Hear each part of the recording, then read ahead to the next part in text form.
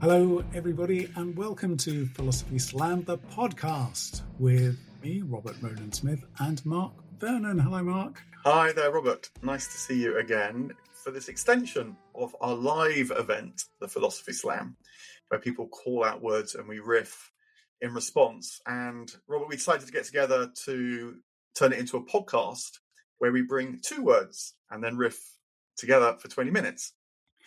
We did, and you say we often do these live, and that was the genesis of our Philosophy Slam. And a few weeks ago, we were performing together at the Idler Festival in Hampstead. Lovely, genteel, literary, some might say bourgeois festival of ideas and comings together. And there we were on stage, boiling hot day. We were both in our sun gear, and we had some very interesting words called out by the audience. We can list a few, but there are a couple we're going to focus in on. The first one that was called out was salacious. The last one that was called out was pain, so almost complete opposites there. But I think we're going to take a couple of words today from the middle phase of our Philosophy Slam, aren't we? So one was dust, right? And another word we had was inspiration. So that's the sort of the way we're rolling on our podcast these days. We're taking two seemingly unconnected words, talking about them, looking for spurious connections where there are, making them where there aren't, and going from there, basically. So which one of those first sort of floats your boat, Mark? Well, dust or inspiration? Yeah, but I mean, I want to kind of go for it and immediately be led by how these words might resonate off one another. And my link here is the figure of William Blake, because for William Blake, there's a poem, one of his poems, Europe, a Prophecy, which begins with Blake walking through the country lanes and coming across a fairy, as you do. And the fairy is mocking human beings for their lack of inspiration, because, as the fairy says, we're closed by the senses 5. And Blake traps the fairy and says, no, I want to hear more. And so the fairy says, I will show you a world where every particle of dust breathes forth its joy. And so this sense that dust itself might release joy, might release insight, might release beauty, becomes the source, the pivot for the poem, which then is, of course, received by inspiration. So I think there's, at least in Blake's mind, there is kind of a link, and maybe we can reframe it slightly and say, if you can find inspiration even in dust, then you're going to find a lot of inspiration indeed. And the person for whom this actually happened was the writer Philip Pullman, because Pullman is a great fan of Blake, and in his Dark Trilogy, his Dark Materials trilogy, dust is a central figure, and a lot of the action stems around the adults who have lost their capacity to find inspiration in the material world around them, wanting to understand dust afresh, partly to use it, control it, see what power it has, but also to find how it might lead to a kind of deeper pulse, a deeper current within reality. And so Blake would certainly be in that latter case. For him, when your senses don't enclose you, but are a kind of threshold or a portal that can lead you to more through the imaginative encounter with these things, that's what he, as it were, learns from the fairy, and begins to see that every particle of dust can breathe forth its joy. So there is a kind of almost like a challenge, I think, here between the resonance of these two words. If you can sort of lean into how they might actually be linked and not just spuriously, there may be, your inspiration will amplify as a result.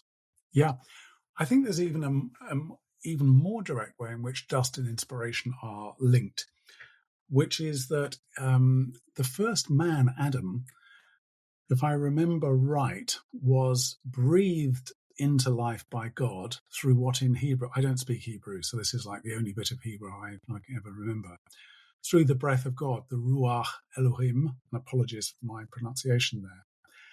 And what was breathed life into was dust. So the name Adam means red dust or red clay. So, and the word inspiration is related to respiration, as you know, and respire and inspire and so on.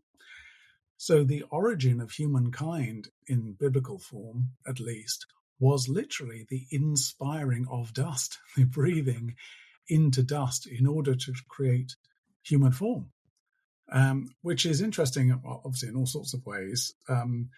Not least because at a certain level, we think of dust and inspiration as being opposites. We think of things as dry as dust, what's dust, dusty shelves, dusty libraries, dusty people who've become stale, got nothing to say, and so on. Whereas inspiration we think of as something fresh and actually linked, as you're implying there, to imagination, as though imagination might be the next, once you've breathed in your inspiration, you're inspired, that imagination might be the exhalation that comes from the images that arise when you breathe out, so to speak. I mean, I'm stretching this a little bit, but perhaps there's a connection there. And as well as the Bible, the other strong association for me in the word dust that's related to inspiration comes through this phrase, a handful of dust, which was the title of a Evelyn Waugh novel in the, I'm quite sure when, 1930s, I'm guessing. I could have that slightly wrong.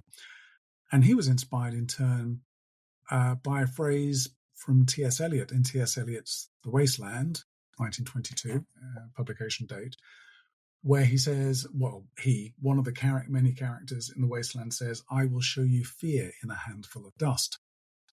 And that in turn, I believe, is a biblical reference maybe to Ezekiel or something like that. Again, I mean, this is Philosophy Slam, so we're not checking our sources as we go. So there may be a little bit of academic license that we're taking here.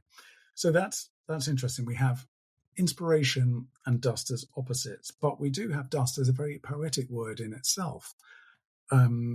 And then when it's used in its most famous form of all would be the burial service. And in T.S. Eliot, there is a reference specifically to the burial of the dead, where we have the phrase ashes to ashes, dust to dust. And the idea there being that we come full circle when we die. We return to the earth. So if Adam was the first man who came from earth, was made of dust or clay and had life breathed into him, he, like we all, presumably become pulverized and return to dust again and kind of give back to the earth. And, as if we began as earth in some way before we return again.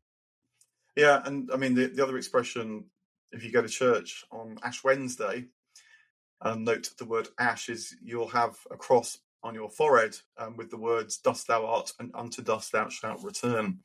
So that's another moment in which that's remembered. But your reference to God breathing on the red clay, that took me in another direction, actually, which maybe in a funny sort of way is how this linkage has been revived in a scientific age, because it's sometimes remarked that we're made of stardust. And what that literally means is that the carbon in our bodies and other higher elements, they were made in a previous generation of stars, because when the first universe exploded from the Big Bang, at first there was hydrogen, there was helium, but there wasn't the heavier elements, and that was made in the nuclear reactions of the first generations of stars.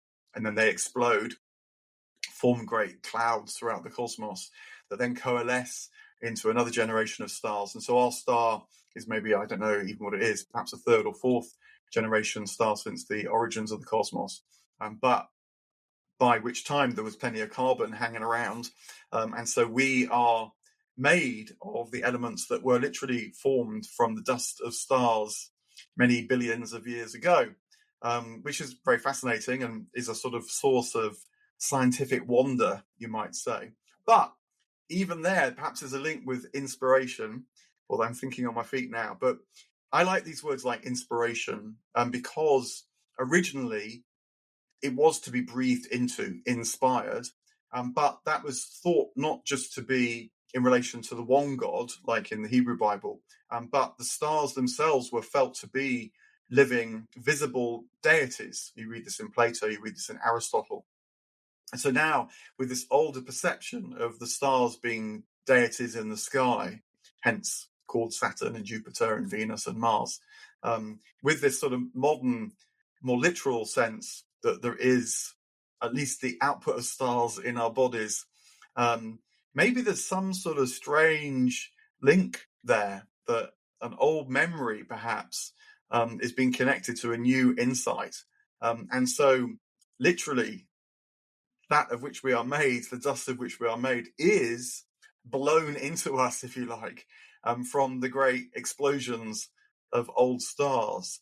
So there's another way in which, if you remember the old meaning of the word inspire, in which, strangely, these things kind of add up. That's beautiful, actually. The way I sort of vaguely knew about that stardust idea, but you've really expressed it in a beautiful way there. I really like that. I just remembered as you were talking, I read a book in the 1990s called The Theory of Inspiration. And I think there's another link to dust here, not made in the book. So this is by a man called Timothy Clark, not TJ Clark, the art critic, Timothy Clark, who is a Heidegger-inspired, Derrida-inspired literary theorist. And that was sort of my thing back in the day. And he talks about the theory of inspiration in classical times as being a kind of situation really whereby the poet is the vessel of other forces. I remember you talking in another philosophy slam, Mark, about the Aeolian harp, and the idea is that the poet is like a harp whose strings are played by the wind. So the poet has very little intention really around the product of their poems. They make themselves open to the breath that sweeps across them and produces the beautiful lyrical, as in off the lyre, music. So inspiration is like the breath that plays across the stringed instrument that is the kind of the poet, or by extension, the poet's vocal cords, because lyric poetry, might originally have been sung, as in the kind of tradition of Orpheus. And in order to get that going, in order to get the wind of Aeolus, the wind of inspiration to blow across you, you would often invoke a muse. So this is typically a female goddess or quasi-goddess who would then bestow upon you the kind of content, essentially, of your poetry. And it's a common trope in classical literature, but also carries through into neoclassical literature, particularly in the figure of John Milton. And in that case, inspiration is something that comes from without and visits you and is sort of random. It's a little bit like Cupid, it will just occur completely by chance. And I think maybe this is my extrapolation from Timothy Clark's book rather than what he says. But there is, in the modern era, a version of that which takes the external muse and puts it inside the psyche, the individual psyche, but in the unconscious.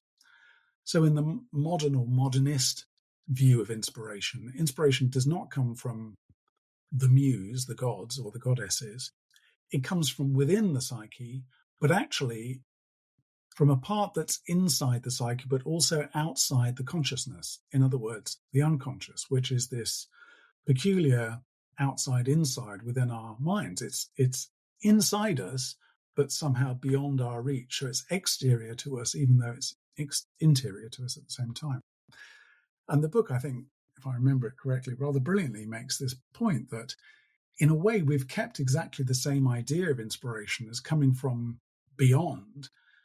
The difference is we've now located the beyond not in some ethereal, transcendent space, but kind of within the self. And Mark, I'm very conscious, you're a professional psychotherapist, so you're dealing with the unconscious more or less on a daily basis, or at least think that you are. So it's quite an interesting idea that you might be dealing not just with people's anxieties and fears, all that stuff locked up in the unconscious, but you might, in a certain sense, have access to that which inspires these people. Well, I feel that helping people to return to a kind of contact with this inspiration is actually fundamental to any kind of therapy, because one of the ways of describing what happens when people start to get troubled psychologically, suffer in that way, maybe traumatically, is that they lose contact with their inspiration. And so instead are habitually living out of that which has happened. You might say they're living by memory rather than inspiration.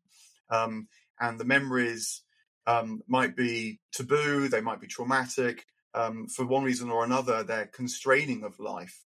But I think when the imagination internally gets trapped in that way and just goes on a kind of repeat, even if it's a bit unconscious, it's as if everything that is happening that might inspire gets filtered first through those old memories, and so is some kind of repetition. Freud pointed this out in one way, Jung pointed it out in another.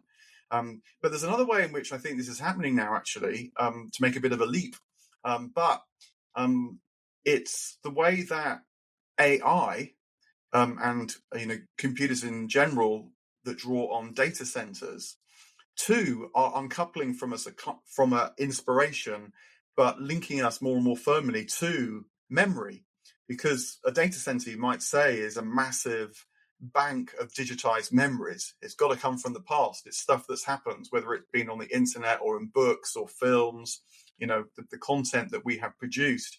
But the AI doesn't have access to any kind of inspiration. All it can do, very elaborately and impressively, is reform and regurgitate, rearrange the memories which it has digitally processed.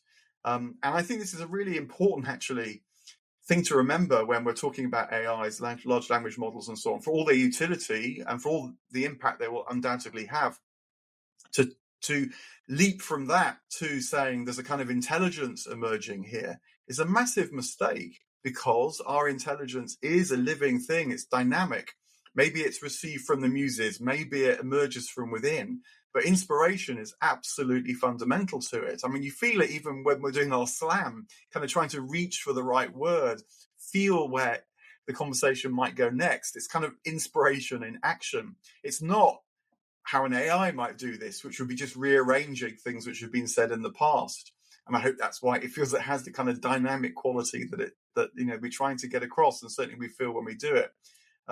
So inspiration, understanding how that is absolutely fundamental to our engagement with the world, whether it's perceived as breathed in from without or, as it were, emerging from the spirit within, and how when we lose contact with that and either at a personal level get trapped in memory, or indeed socially, as I fear can happen when the production of content from memory banks called data centers is taken as a kind of intelligence, that's very damaging. It traumatizes the individual, and it will sort of traumatize the culture, I think. That's fascinating, Mark. And to go back to the first part of that about your work with clients in a therapy setting and helping them work with their memory as a source of energy for the future, I suppose, I find interesting, because there is a version of the unconscious which says that it's the opposite of that. It's not the place of inspiration, but actually is a place of dust. It's that which has been rejected, thrown off, disregarded, and put in the kind of dustbin that is the unconscious. It's all of those things which we're not allowed to enjoy, things from which we're not allowed to derive pleasure. Of course, in the rather simplistic view of Freud that some people have these days, that's basically sex. We're not allowed to sort of enjoy sex, and that has to be repressed, and so on. So it's very interesting, I think, to think of the unconscious as a much more fruitful place and a place of inspiration and joy. And I like what you said there, that it's not just about memory, and that there are some clients. I mean, I was thinking about the definitions of depression as you were talking there, and whether there's a sort of overlap there, that there might be something about depression which is to do with the inability to feel inspired, or to, and I know these words are connected, inability to have imagination in some way and to project forward. I mean, just to darken the tone for a minute, I was reading something a while ago about how you know whether somebody is truly suicidal, and it's basically when you know there's nothing in their diary because they've ceased to fill their diary with future events, basically. So there's nothing in the future to project forward to or look forward to in some way, which is obviously a kind of very dark way of putting it. And on the AI thing, that's interesting. I was wondering if you might meet the objection there that, well, actually, maybe imagination for us is a rearranging of previous memories and so on. I was, scrolling on Instagram last night in the middle of the night when I woke up, and there was a clip of David Bowie talking about his creative process. And he was, he's famously known for sort of cutting up bits and pieces of different words and newspaper clippings and lyrics and what have you. And that did make me wonder, well, what is the difference between inspiration, in other words, the creation of something new, versus, the AI thing, which might be a rearrangement of memory? And I think you helped me answer it, which is, well, it's partly actually to do with the interaction between us as we're talking. It's partly that it's in the moment. It's partly the sense of contingency that arises as a result of all those things. And inspiration, therefore, can be thought of as meaningfully different from the AI version of sort of shuffling memories in a new combination. Yeah.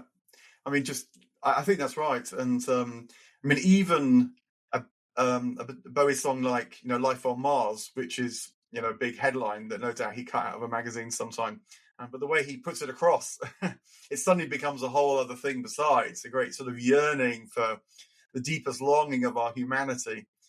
So I think that is perhaps a memory that's become a vehicle for an inspiration, you might say, which, a creative figure like him can bring. Yeah, very good. And with Mars, of course, we're back to the notion of dust again. So maybe that's a good place to begin to bring things to a close. But Mark, that's been fascinating talking to you about inspiration and dust. We've proved that we're not dusty old philosophers. We're very mutually inspirational. And this was Philosophy Slam, the podcast. Please do all of those things that you're supposed to do. Like, subscribe, share, sign your life over, pay us in Bitcoin, etc., etc.